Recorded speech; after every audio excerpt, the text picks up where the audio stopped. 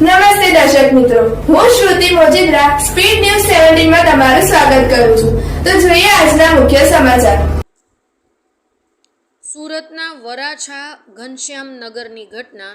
ઘનશ્યામનગરની 13 નંબરની શેરીમાં સ્લેબ ધરાશાયી. જર્જરિત બાંધકામનો સ્લેબ ધરાશાયી થતાં નાસભાગ. સ્લેબ નીચે પડતા એક લારીનો ખુરદો બોલ્યો. સદનસીબે ઘટનામાં કોઈ જાનહાનિ નહીં.